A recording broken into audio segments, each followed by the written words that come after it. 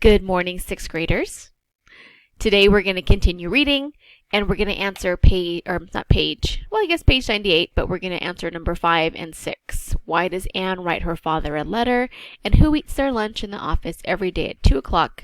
And why does this upset everyone? I think that you could probably figure out this last part, but we'll have to read to find out this part. Okay?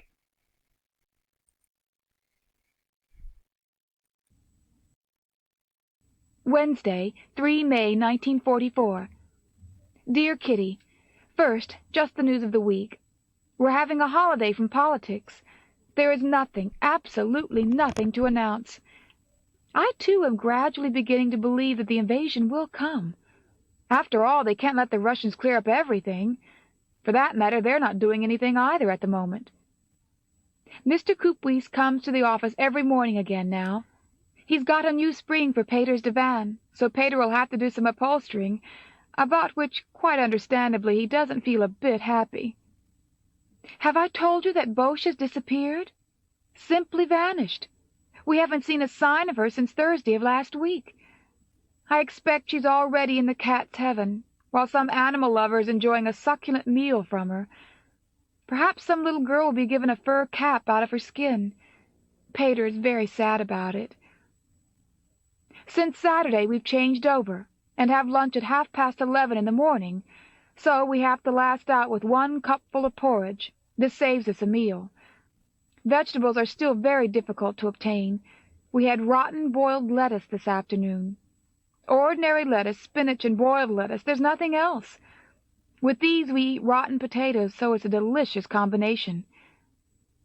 As you can easily imagine, we often ask ourselves here despairingly, what is the use of the war? Why can't people live peacefully together? Why all this destruction? The question is very understandable, but no one has found a satisfactory answer to it so far. Yes, why do they still make more gigantic planes, still heavier bombs, and, at the same time, prefabricated houses for reconstruction? Why should millions be spent daily on the war, and yet there's not a penny available for medical services, artists, or for poor people? Why do some people have to starve, while there are surpluses rotting in other parts of the world? Oh, why are people so crazy? I don't believe that the big men, the politicians, and the capitalists alone are guilty of the war. Oh, no, the little man is just as guilty. Otherwise the peoples of the world would have risen in revolt long ago. There's in people simply an urge to destroy, an urge to kill, to murder and rage, and until all mankind, without exception, undergoes a great change, wars will be waged. Everything that has been built up, cultivated, and grown will be destroyed and disfigured, after which mankind will have to begin all over again. I have often been downcast, but never in despair. I regard our hiding as a dangerous adventure, romantic and interesting at the same time. In my diary, I treat all the privations as amusing. I have made up my mind now to lead a different life from other girls, and later on different from ordinary housewives. My start has been so very full of interest, and that is the sole reason why I have to laugh at the humorous side of the most dangerous moments. I am young, and I possess many buried qualities. I am young and strong, and am living a great adventure. I am still in the midst of it, and can't grumble the whole day long. I have been given a lot, a happy nature, a great deal of cheerfulness and strength. Every day I feel that I am developing inwardly, that the liberation is drawing nearer, and how beautiful nature is. Before it switches to the other page, I wanted to point out that if you haven't chosen your vocab word, despair would be a good one. Downcast would be another one. Privations. Even amusing would be okay if you haven't chosen yours. So if you're choosing Anne to describe, here are some other descriptions of how she's feeling. Now this is different from how she felt in the beginning of the book, because she's almost 2 years older, and she's been through so much. But if you're thinking of describing her, or you want to add some more description, this would be a great place to choose it from. Did any of you guys get grossed out over here that they had to eat. Oh my goodness. I mean, they're just desperate for any kind of vegetation or vegetable that they can put in their bodies, and right now they're stuck with rotten lettuce and rotten potatoes. Oh, poor things. All right, let's continue. I'm actually going to back it up 10 seconds. I want to hear this whole sentence again. And strength. Every day I feel that I am developing inwardly, that the liberation is drawing nearer, and how beautiful nature is, how good the people are about me, how interesting this adventure is. Why, then, should I be in despair? Yours, Anna. Friday, 5 May 1944. Dear Kitty, Daddy is not pleased with me. He thought that after our talk on Sunday, I automatically wouldn't go upstairs every evening. He doesn't want any necking, a word I can't bear. It was bad enough talking about it. Why must he make it so unpleasant now? I shall talk to him today. Margot has given me some good advice, so listen. This is roughly what I want to say. I believe, Daddy, that you expect a declaration from me, so I will give it to you. You are disappointed in me, as you had expected more reserve from me, and I suppose you want me to be just as a 14-year-old should be. But that's where you're mistaken. Since we've been here, from July 1942 until a few weeks ago, I can assure you that I haven't had an easy time. If you only knew how I cried in the evening, how unhappy I was, how lonely I felt, then you would understand that I want to go upstairs. I have now reached the stage that I can live entirely on my own, without Mummy's support or anyone else's for that matter. But it hasn't just happened in a night. It's been a bitter, hard struggle, and I've shed many a tear before I became as independent as I am now. You can laugh at me and not believe me, but that can't harm me. I know that I'm a separate individual, and I don't feel in the least bit responsible to any of you. I'm only telling you this because I thought that otherwise you might think that I was underhand. But I don't have to give an account of my deeds to anyone but myself. When I was in difficulties, you all closed your eyes and stopped up your ears and didn't help me.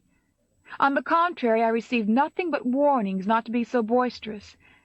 I was only boisterous so as not to be miserable all the time. I was reckless so as not to hear that persistent voice within me continually. I played a comedy for a year and a half, day in, day out. I never grumbled, never lost my cue, nothing like that. And now the battle is over. I have won.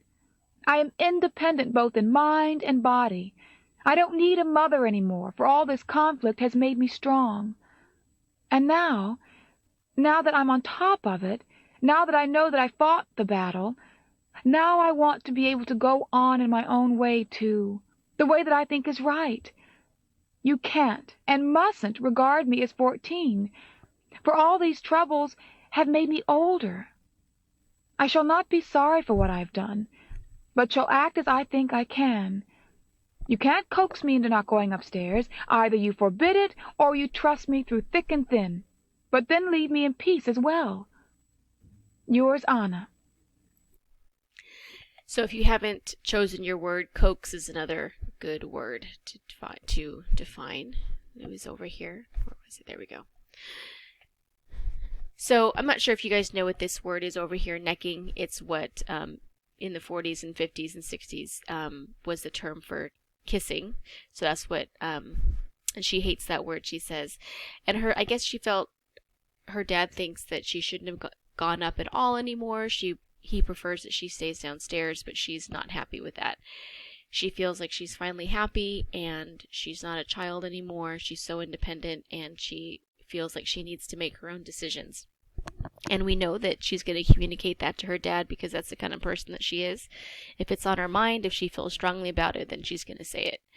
But she says it to Kitty first, and then down here she's going to write it in a letter, and that's going to be our answer to number 5.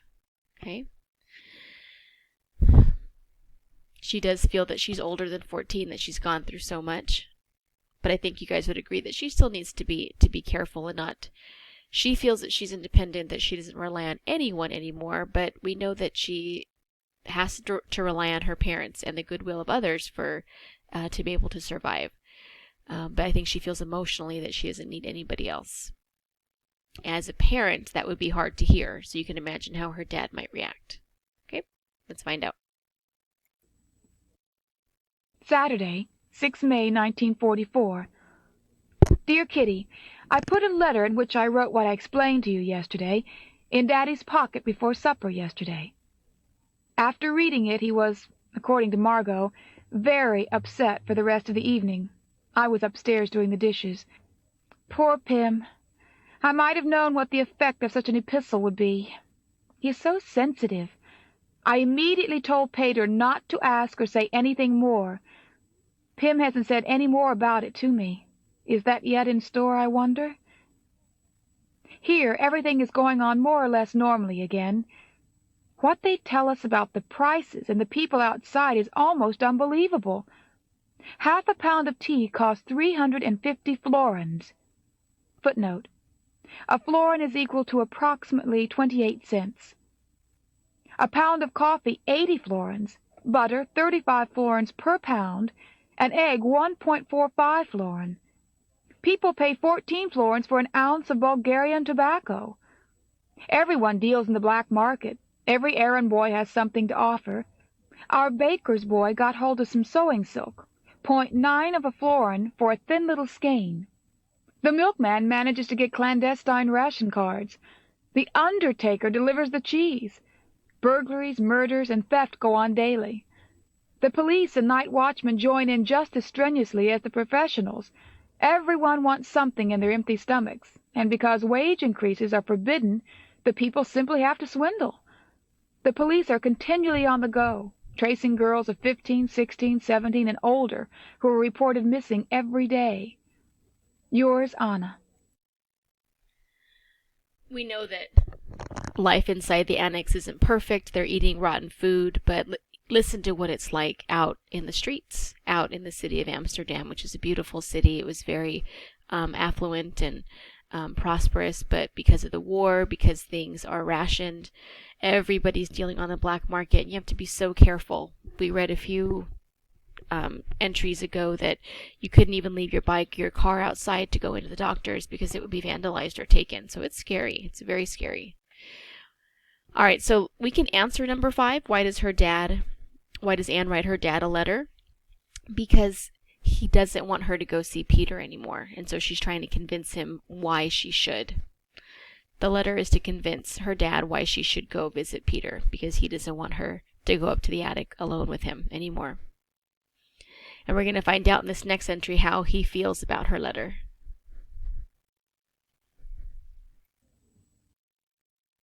Sunday morning, 7 May 1944. Dear Kitty, Daddy and I had a long talk yesterday afternoon. I cried terribly, and he joined in. Do you know what he said to me, Kitty? I have received many letters in my life, but this is certainly the most unpleasant.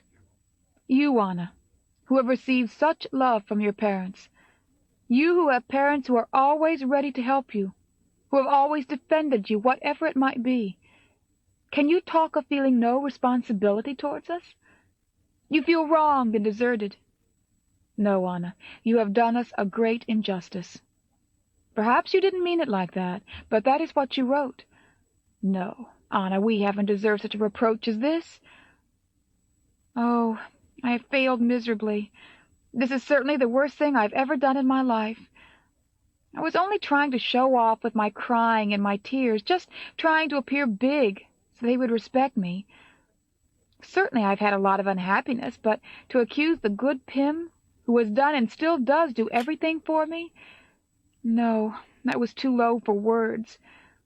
It's right that, for once, I've been taken down from my inaccessible pedestal, that my pride has been shaken a bit, for I was becoming much too taken up with myself again. What Miss Anna does is by no means always right. Anyone who can cause such unhappiness to someone else, someone he professes to love, and on purpose too, is low, very low. So I know this isn't one of the questions, but it's related to number 5. She absolutely devastates her dad. As any parent would say, they love their children, they care for their children. I'm sure he prays for his daughters. He knows that Anna, has some unhappiness in the annex, that she's always getting picked on. He's always been her favorite. He spoils her, and she's just devastated him with her words. And we know that she's a very good writer. She's a detailed writer. She gets right down to the heart of things. So her words hurt him. And so he let her know that, which I think is good, because she sees how her words can injure somebody, and she feels bad for that. She says it's the worst thing that she's done in her life. So she's going through a lot of emotions here. Let's continue. And the way Daddy has forgiven me makes me feel more than ever ashamed of myself. He's going to throw the letter in the fire, and is so sweet to me now, just as if he had done something wrong. No, Anna, you still have a tremendous lot to learn. Begin by doing that first, instead of looking down on others and accusing them. I've had a lot of sorrow, but who hasn't at my age? I have played the clown a lot, too, but I was hardly conscious of it. I felt lonely, but hardly ever in despair. I ought to be deeply ashamed of myself, and indeed I am. What is done cannot be undone, but one can prevent it from happening again. I want to start from the beginning again, and it can't be difficult now that I have paid her. With him to support me, I can and will. I'm not alone any more. He loves me, I love him. I have my books, my storybook, and my diary. I'm not so frightfully ugly, not utterly stupid, have a cheerful temperament, and want to have a good character. Yes, Anna, you felt deeply that your letter was too hard and that it was untrue. To think that you were even proud of it. I will take Daddy as my example, and I will improve. Yours, Anna. I just wanted to point out that our words matter, whether they're spoken or written, on social media, in emails, on text. Our words matter, and they can lift up or they can hurt. And I'm glad that she's seeing the effect of what she's done, and she's going to try and not do that again. So we can learn from her example. Okay, we're almost done. I know it's a long section. Let's continue. We're still looking for number 6. Who is eating lunch at 2 o'clock every day? Monday, 8 May, 1944. Dear Kitty, have I ever really told you anything about my family? I don't think I have, so I will begin now. My father's parents were very rich. His father had worked himself right up, and his mother came from a prominent family who were also rich. So in his youth, Daddy had a real little rich boy's upbringing. Parties every week, balls, festivities, beautiful girls, dinners, a large home, etc., etc.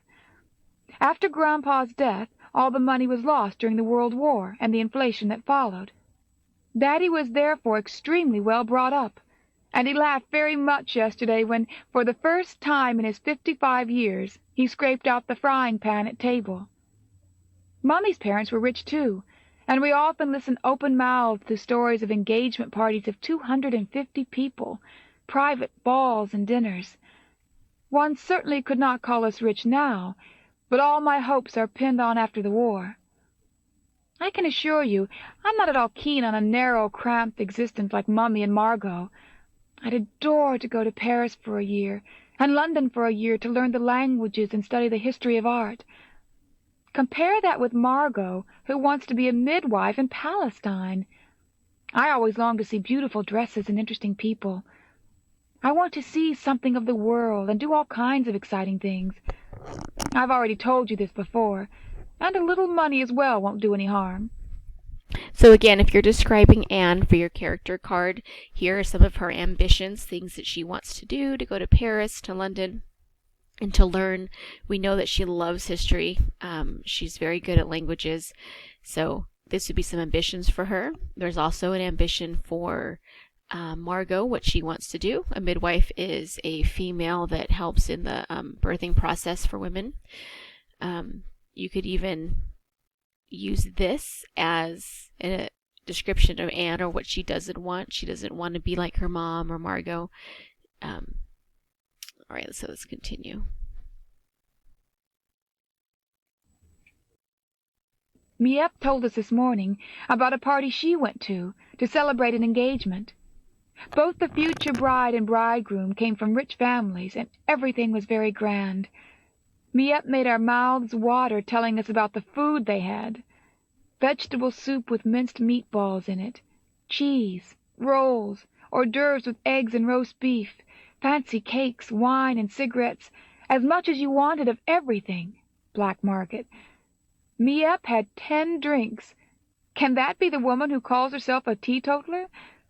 If Miep had all those, I wonder how many her spouse managed to knock back. Naturally, everyone at the party was a bit tipsy. There were 2 policemen from the fighting squad who took photos of the engaged couple. It seems as if we are never far from Miep's thoughts, because she took down the addresses of these men at once, in case anything should happen at some time or other, and good Dutchmen might come in useful. She made our mouths water, we who get nothing but 2 spoonfuls of porridge for our breakfast, and whose tummies were so empty that they were positively rattling, we who get nothing but half-cooked spinach to preserve the vitamins, and rotten potatoes day after day, we who get nothing but lettuce, cooked or raw, spinach, and yet again spinach in our hollow stomachs. Perhaps we may yet grow to be as strong as Popeye, although I don't see much sign of it at present. If Miep had taken us to the party, we shouldn't have left any rolls for the other guests. I can tell you we positively drew the words from Miep's lips. We gathered round her as if we'd never heard about delicious food or smart people in our lives before. And these are the granddaughters of a millionaire. The world is a queer place. Yours, Anna. I have some pictures from the graphic novel that I'll show you guys tomorrow. It's 2 pictures. One of, it kind of gives a picture history of her dad's family. They were wealthy, but they, like she said, they lost it. And then this wedding that Miep goes to, Anne imagines in the graphic novel that they all were there, and they're so hungry. They're tearing up the tables. They're shoving food in their mouths. I think Anne's putting food in her purse, and of course Mr. Von Don is taking cigarettes. But they're so hungry, and they're so deprived of not just food, but safe food to eat. I mean, they're eating rotten spinach just so they can get the vitamins. So the war is continuing. There's less and less that's available in this part of Europe because it's been in war for the last 2 years, 2 or 3 years. So it's getting tight. All right, let's continue. We are almost done, I promise. Tuesday, 9 May 1944. Dear Kitty, I finished my story of Ellen the Fairy. I have copied it once on nice note paper. It certainly looks very attractive, but is it really enough for Daddy's birthday? I don't know. Margot and Mummy have both written poems for him.